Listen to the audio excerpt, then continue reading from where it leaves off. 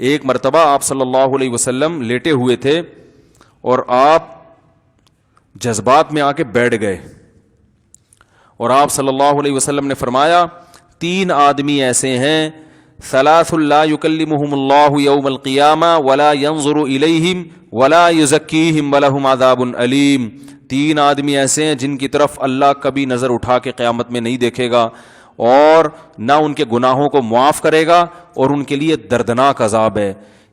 جب یہ آپ نے یہ الفاظ کہے نا تو حضرت ابو ذر غفاری رضی اللہ تعالیٰ عنہ بیٹھے تھے, انہوں نے عرض کیا یا رسول اللہ خابوا وخسروا من ہم یا رسول اللہ, یہ تو تباہ ہو گئے, برباد ہو گئے, اتنی شدید وعیدیں آپ ان کو سنا رہے ہیں. 3 دفعہ آپ صلی اللہ علیہ وسلم نے اس کلام کو دہرایا ہے.